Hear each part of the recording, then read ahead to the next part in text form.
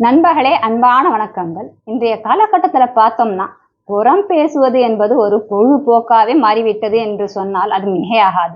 2 பேர் உட்கார்ந்து பேசிக் கொண்டிருக்கிறார்கள் என்றாலே அங்க இல்லாத ஒரு நபரை பத்தின ஒரு குறை அவதூறா தான் இருக்கும். சரி, இப்படி பேசுவதால என்ன, நாங்க இருக்கிறத தானே பேசுறோம் அப்படின்னு சொல்றவங்க சில பேர் இருக்கிறாங்க. ஆனா புறம் பேசுவது எவ்வளோ பெரிய ஆபத்து அபாயம் என்பது நமக்கு தெரியாமலே நாம எல்லாருமே பேசிக்கிட்டு இருக்கோம். நம்ம புராணத்துல இதை பத்தி ஒரு பெரிய கதையே எழுதப்பட்டிருக்கு. விதி நம்மளுடைய புறம் பேசுறதுனால எப்படி மாறுது, எப்படி பாதிக்கப்படுதுன்னு. இந்த கதையை கேட்டு தெரிந்த பிறகு நீங்க மீண்டும் இதுக்கப்புறமும் மற்றவங்களை பத்தி புறம் பேசணும்னு நினைச்சீங்கன்னா நீங்க தாராளமா பேசலாம். சரி, வாங்க கதையை கேட்கலாம். எதிர் என்கிற பேர் கொண்ட ஒரு மாமன்னர் இருந்தாராம். அவர் தினம் காலையில விழுத்த உடனே தன்னுடைய தோட்டத்துக்கு போய் நல்லா நடப்பாராம், உடல் பயிற்சி எல்லாம் செய்வாராம். இதையெல்லாம் முடித்த பிறகு பக்கத்துல உள்ள தன்னுடைய குதிராலயத்துக்கு போவாராம். அங்க போய் குதிரைங்களெல்லாம் நல்லா விசாரிப்பாராம், குதிரைங்களெல்லாம் நல்லா பார்ப்பாராம். பார்த்துட்டு தன் கையாலே அந்த குதிரைங்களுக்கு வேண்டிய தீவனம், அதாவது அதுங்களுக்கு வேண்டிய உணவெல்லாம் கொடுப்பாராம். அப்படி ஒரு நாள் குதிரைங்களுக்கெல்லாம் தீவனம் கொடுத்துட்டு இருக்கும்போது அந்த பக்கமா ஒரு முனிவர் வந்தாராம். முனிவர் ராஜாவை பார்த்து தன் கையில இருந்த யாசக பாத்திரத்தை நீட்டி யாசகம் கேட்டாராம். அதை பார்த்த ராஜாவுக்கு கோவம் வந்துடுச்சான். என்ன இடம் பொருள்லாம் தெரியாம நேரங்காலம்லாம் இல்லாம கால நேரத்துல யாசகம் கேக்குறீங்க, இது என்ன பழக்கம் அப்படின்னு கோவத்தோட பேசிக்கிட்டே பக்கத்துல இருந்த குதிரை சாணத்தை எடுத்து யாசகம் தட்டுல போட்டுட்டாராம். மன்னர் இப்படி நடந்துகிட்டதை பார்த்து முனிவர் எதுவும் பேசாமல் மிகவும் அமைதியா அங்கிருந்து சென்று விட்டாராம். இப்படியே சில நாட்கள் ஓடிவிட்டதாம். ஒரு நாள் மன்னர் தன் குதிரை மேல் சவாரி செய்தவாறே நகர்வலம் வந்துகிட்டு இருந்தாராம். அப்படியே தன் ராஜ்யத்தை விட்டு வெளியே வந்தாராம். வெளியே வந்து பார்த்தா ஒரு ஆசிரமம் இருந்துதான். ஆசிரமத்துக்கு வெளிப்புறத்துல மலை போல குதிரை சாணம் குவிந்து கிடந்ததாம். ராஜா இங்கேயும் அங்க சுத்தி பார்த்தாராம். எங்கேயுமே ஒரு குதிரையும் காணலையாம். ஆனா இவ்வளவு குதிரை சாணம் இங்க இருக்கிறதுக்கு என்ன காரணம்னு புரியலையேன்னு ராஜாவுக்கு ரொம்ப வியப்பாவும் குழப்பமாவும் இருந்துதான். சரி, இதை பத்தின விவரத்தை நாம ஆசிரமத்துக்குள்ளே போய் கேட்கலாம் அப்படின்னு குதிரையில இருந்து இறங்கி நேரா ஆசிரமத்துக்குள்ள போனாராம். அங்க ஒரு முனிவர் உட்காந்துட்டு இருந்தாராம். அவரை பார்த்து மன்னர் கேட்டாராம், முனிவரே, உங்க ஆசிரமத்துக்கு வெளியே இவ்வளவு குதிரை சாணம் இருக்க, இங்க எந்த குதிரையும் இல்லையே, அப்புறம் எப்படி இவ்வளவு குதிரை சாணம் அப்படின்னு கேட்க முனிவர் சொன்னாராம், எல்லாம் உங்களுக்காக தான், நீங்க செய்த ஏற்பாடு தான், அதனால உங்களுக்காக தான் இது சாப்பிடறதுக்காக வைக்கப்பட்டிருக்குது அப்படின்னு முனிவர் சொன்னாராம். அது கேட்ட உடனே ராஜாவுக்கு கோவம் வந்துருச்சான். என்ன பேசுறீங்க, நான் யார் தெரியுமா, நான் இந்த நாட்டின் மன்னர், அது தெரியாம நீங்க ஏதேதோ பேசிக்கிட்டு இருக்கீங்க அப்படின்னு மன்னர் கோவத்தோட சொன்னாராம். அதை கேட்ட முனிவர் சொன்னாராம், உங்களுக்கு நான் யாருன்னு தெரியல, அன்னைக்கு காலையில ஒரு நாள் நீங்க குதிராலயத்துல குதிரைங்களுக்கு எல்லாம் உணவு கொடுத்துட்டு இருந்தீங்க, அப்ப உங்ககிட்ட நான் யாசகம் கேட்க வந்தேன். நீங்க யாசகமா எனக்கு குதிரை சனத்தை கொடுத்தீங்க, அதை நானும் ஒன்னும் சொல்லாம எடுத்துக்கிட்டு வந்துட்டேன். நம்ம மத்தவங்களுக்கு என்ன கொடுக்குறோமோ அது பல மடங்கா திரும்பி நமக்கே வரும். இதுதானே இந்த பூமியோட நியதி. சில நாட்களுக்கு முன்பு குதிராலயத்துல நான் உங்ககிட்ட யாசகம் கேட்டேன். அப்ப நீங்க எனக்கு சாப்பிட்றதுக்கு குதிரை சாணத்தை தான் கொடுத்தீங்க. அதுதான் இப்ப பல மடங்கா பெருகி இருக்கு. இப்ப நீங்க அதை சாப்பிட வேண்டும், அதுதான் நான் சொன்னேன் அப்படின்னு முனிவர் சொன்னாராம்.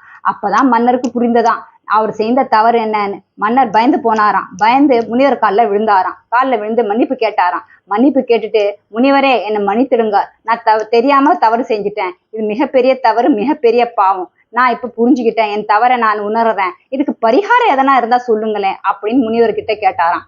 அதை கேட்ட முனிவர் சொன்னாராம், நான் இதுக்கு பரிகாரம் சொல்றேன், ஆனா நீ உன்னுடைய தவறை மனசார உணரணும். இனிமேல் உன்னுடைய எண்ணத்தாலையும் சரி, சொற்களாலையும் சரி, செயலாலையும் சரி, யாருக்கும் எந்த ஒரு கஷ்டத்தையும் நான் தரமாட்டேன்ற சத்தியத்தை நீ கொடுக்கணும். அதுக்கு பிறகுதான் உனக்கு பரிகாரத்தை சொல்லுவேன் அப்படின்னு முனிவர் சொன்னாராம். அதை கேட்ட மன்னர் மன்றாடினாராம், கண்டிப்பா முனிவரே, இனிமேல் எண்ணத்தாலையும் சொற்களாலையும் செயலாலையும் யாருக்குமே என்னால எந்த ஒரு தீங்கும் விளையாதுன்றத நான் உங்களுக்கு சத்தியம் பண்ணி கொடுக்குறேன் அப்படின்னு சொன்ன பிறகு முனிவர் சொன்னாராம், உன் நாட்டின் நடுவுல ஒரு அரச மரம் இருக்கு இல்லையா, அங்க நாளைக்கு காலையில எழுந்த உடனே ஒரு பாட்டில் நிறைய தண்ணி கொண்டு போ, கூடவே ஒரு பனிப்பெண்ணையும் கூட்டிட்டு போ. அங்க போய் நீ பனிப்பெண்ணோட அங்க அமைதியா அமர்ந்து கொள் என்று சொன்னாராம். அமர்ந்த பிறகு நான் என்ன செய்ய வேண்டும் என்று மன்னர் கேட்க முனிவர் சொன்னாராம், நீ எதுவும் செய்ய வேணாம், காலையில இருந்து பொழுது சாயிற வரைக்கும், அதை சாயங்காலம் வரைக்கும் நீ அப்படியே அங்க உட்கார்ந்து இருந்தா போதும், உன்னுடைய பரிகாரம் முடிஞ்சிடும் அப்படின்னு சொன்னாராம்.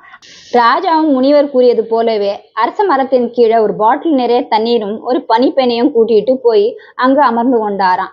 பொழுது விழுந்த உடனே சில பேர் அந்த வழியா தன்னுடைய வேலையை பார்க்கறதுக்காக வந்திருந்தார்களாம். தன்னுடைய வேலையை பார்க்க வந்தவங்க மன்னர் அங்க ஒரு பாட்டிலும் ஒரு பக்கத்துல பனிப்பெண்ணோட அமர்ந்திருப்பதை பார்த்து விட்டு தன்னுடைய வேலையை கூட மறந்து விட்டு அவசர அவசரமா திரும்பி சென்றார்களாம். வழியில கிடைக்கிறவங்க எல்லாருக்கிட்டையும் தனக்கு தெரிந்த எல்லா விஷயம் மேல கீழே தவறாக போட்டு மன்னரை பத்தி பேச தொடங்கினாங்களாம். இதை கேட்ட பல பேர் அங்க மரத்து கீழே போய் பார்க்க ஆரம்பிச்சாங்களாம். ஆமா அப்படின்ட்டு அவங்களும் அவங்களுக்கு தெரிஞ்ச 4 விஷயத்த சேர்த்து பேச ஆரம்பிச்சாங்களாம். சில பேர் பார்க்கவே இல்லையா அங்க மன்னர் என்ன பண்றாரு, மன்னர் பக்கத்துல என்ன இருக்கு, என்ன நடக்குதுன்னு. அவங்களும் தலகாலெல்லாம் வச்சு அவங்க இஷ்டத்துக்கு மன்னரை பத்தி புறம் பேச ஆரம்பிச்சாங்களாம். இப்படியே நாள் முழுவதும் நாட்டுல இருக்கிற அனைவரும் மன்னரை பத்தி பல விதமா அவதூறு பேச ஆரம்பிச்சாங்களாம். எல்லாரும் இதே வேலையாவே அன்னைக்கு பூரா இருந்தாங்களாம். பொழுது சாய்ந்த பிறகு மன்னர் அங்க இருந்து எழுந்து தன்னுடைய அரண்மனைக்கு சென்று விட்டாராம். மறுநாள் காலையில ஆசிரமத்துக்கு போலாம், முனிவர்கிட்ட போய் விஷயத்த சொல்லலாம் அப்படின்னு மன்னர் அங்கிருந்து கிளம்பினாராம். குதிரை மேல வந்துகிட்டு இருக்கும்போது அங்க இருக்கிற எல்லா வீட்லயும் பார்த்தா எல்லா வீட்டுக்கு எதிர்க்கையும் அவங்க வாசல்ல குதிரை சாணம் போட்டு இருந்துதான். மன்னருக்கு புரியலையாம், இது என்ன நம்ம நாட்டு மக்கள் வீட்டு எல்லார் வீட்டுக்கு எதிர்க்குமே வாசல்ல குதிரை சாணம் இருக்கே, ஒண்ணுமே புரியலையே அப்படின்ட்டு மனசுல நினைச்சுக்கிட்டே மன்னர் நேரா ஆசிரமத்துக்கு போனாராம். ஆசிரமத்துக்கு போய் அங்க இறங்கி முனிவரை பார்த்தாராம். முனிவரை பார்த்த உடனே முதல்ல இதுதான் சொன்னாராம், குருவே, நான் வரும்போது வழி பூரா நாட்டு மக்கள் வீட்டுக்கு எதுல வாசல்ல குதிரை சாணமா கிடந்தது, இதுக்கு என்ன காரணம் எனக்கு புரியலையேன்னு. அப்பதான் முனிவர் சொன்னாராம், நீ ஆசிரமத்துக்கு வெளியே பார்த்தியான், நான் கவனிக்கலையேன்னு, போய் பாருன்னாராம். மன்னர் வெளியே வந்து பார்த்தாராம். அங்க குதிரை சாணமே இல்லையா. மன்னருக்கு ரொம்ப ஆச்சரியமா இருந்ததாம். குருவே, இங்க இருந்த குதிரை சாணம் எல்லாம் எங்க போச்சுன்னு மன்னர் கேட்க குரு சொன்னாராம், நீ தான் பார்த்த வரும்போது உன் நாட்டு மக்கள் வீட்டுக்கு எதிர்க்க எல்லார் வீட்லயும் அந்த குதிரை சாணம் இருந்தது. நேத்து நாள் முழுவதும் மக்கள் வேற எந்த தொழிலும் செய்யல, வேற எந்த பணியும் அவங்க கவனிக்கல. அவங்க முழுவதும் உன்னை பத்தி புறம் பேசுவதும் அவதூறு பேசுவதிலே தன்னுடைய நாளை கழித்தாங்க. அவங்க விதியில உன் விதியில என்னென்ன கஷ்டம் இருந்ததோ, நீ எதை அனுபவிக்க வேண்டியது இருந்ததோ அதெல்லாம் அவங்க விதிக்கு போய் சேர்ந்து விட்டது. அதனால நீ அனுபவிக்க வேண்டிய கஷ்டத்தெல்லாம் இனிமேல் அவங்க அனுபவிப்பாங்க, நீ அதுல இருந்து விடுபட்டுட்ட அப்படின்னு முனிவர் சொன்னாராம். அதை கேட்ட மன்னருக்கு ரொம்ப ஆச்சரியமா இருந்ததாம். குருவே, ஒரு புறம் பேசுறதுனால மத்தவங்க விதியில இருக்கிற கஷ்ட நஷ்டங்கள் நம்ம விதிக்கு வந்து சேர்ந்துருமா, இது சாத்தியமா அப்படின்னு மன்னர் கேட்க, அதை கேட்ட முனிவர் சொன்னாராம், நிச்சயமாக இது சாத்தியம், இது நடக்கும். இதுதான் இந்த உலகத்துல நடந்துகிட்டு இருக்கு. இது வரைக்கும் யார் யாரெல்லாம் மத்தவங்களை பத்தி புறம் பேசுகிறார்களோ, தேவையில்லாம மத்தவங்க விதியில இருக்கிற கஷ்ட நஷ்டங்களை தன் விதிக்கு வர வைத்து கொண்டிருக்கிறார்கள். அதனாலதான் நம்ம செய்யாத தவறுக்கெல்லாம் நாம பல நேரத்துல கஷ்டப்பட வேண்டியது இருக்கு, பல பிரச்சனைகளை சந்திக்க வேண்டியது இருக்கு என்று முனிவர் சொன்னாராம். அதை கேட்ட பிறகு மீண்டும் ஒரு முறை மன்னிப்பு கேட்டுவிட்டு மன்னர் அங்கிருந்து தன்னுடைய அரண்மனைக்கு சென்றாராம். நண்பர்களே, புராணங்கள்ல சொல்லப்பட்ட கதைகள்லாம் கதை கிடையாது. நம்ம ரிஷி முனிகள்லாம் தியான திருஷ்டியில பார்த்து சொல்லப்பட்ட கருத்துக்களை தான் கதைகளாக எழுதியிருக்காங்க. ஒருவர் பற்றின எந்த ஒரு கருத்தை நம்மளால அவங்க முகத்துக்கு எதிர்க்கா நேராக பேச முடியலையோ அதை அவங்க இல்லாத நேரத்துல நாம ஒரு நாளும் பேசக்கூடாது. ஏன்னா அது தவறான ஒரு கருத்தாக தான் இருக்க முடியும். அப்பதான் நம்மளால அவங்க முகத்துக்கு நேரா அதை பேச முடியாது.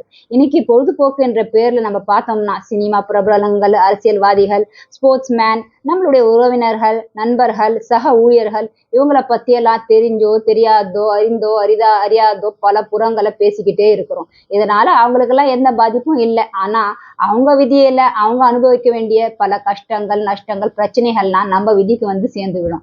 ஒரு விஷயத்த நாம உன்னிப்பாக கவனிக்க வேண்டும். நாம பல நேரங்கள்ல யோசிப்போம், நான் எந்த ஒரு தவறும் செய்யல, ஆனா எதுக்காக என் வாழ்க்கையில எப்படி ஒரு பிரச்சனை, ஏன் என் மனசுல ஒரு நிம்மதியும் சந்தோஷம் இல்லை, ஏன் தேவையில்லாத டென்ஷனும் ஸ்ட்ரெஸ்ஸும் என் வாழ்க்கையில வந்துட்டு இருக்கு, இதுக்கெல்லாம் இதுதாங்க காரணம்.